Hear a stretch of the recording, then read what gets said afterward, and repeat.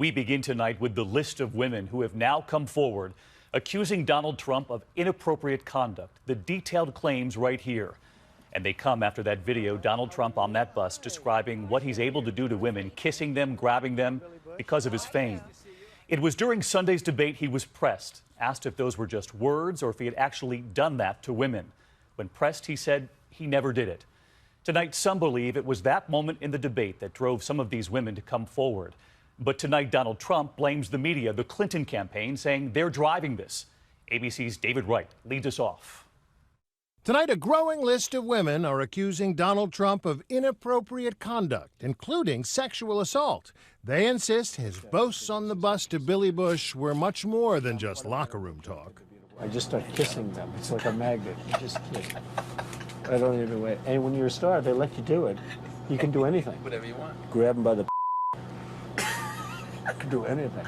Asked point blank about those statements. Are you saying that what you said on that bus 11 years ago, that you did not actually kiss women without consent or grope women without consent? I have great respect for women. Nobody has more respect for women than I do. Have you ever done those women things? Have respect for me. And I will tell you, no, I have not. An unequivocal no.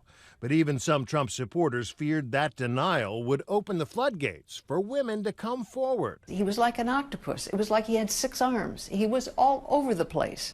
Today, the New York Times published the stories of 2 women. One of them, Jessica Leeds, says Trump assaulted her more than 30 years ago on an airplane after she was upgraded to first class on a business trip. I sat down next to a young man, blonde, tall, and he introduced himself as Donald Trump. And in the middle of the flight, somehow or another, the armrest in the seat disappeared, and it was a real shock when all of a sudden his hands were all over me. If he had stuck with the upper part of the body, I might not have gotten that upset. But it's when he started putting his hand up my skirt, and that was it. That was it. I was out of there. Leeds is now a supporter of Hillary Clinton. These claims are all fabricated. They're pure fiction and they're outright lies. These events never, ever happened. Today, Trump threatened to sue the Times for libel, demanding the paper retract the story and publish an apology. The Times declined in a letter to Trump's lawyers, insisting the women spoke out on an issue of national importance. It would have been a disservice, not just to our readers, but to democracy itself, to silence their voices. And there were other voices, too, today.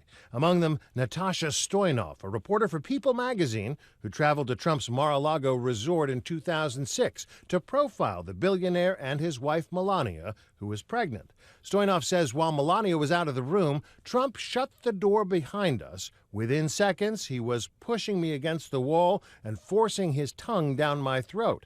I was grateful when Trump's longtime butler burst into the room a minute later as I tried to unpin myself.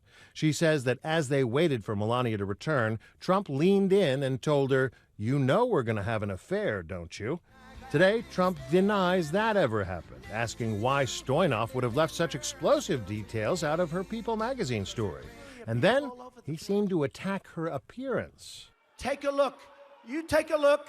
Look at her words. You tell me what you think. I don't think so. I don't think so. David Wright joins us live from Trump Tower tonight. And David, I want to clarify for our viewers tonight, none of these women filed any kind of criminal complaints against Donald Trump?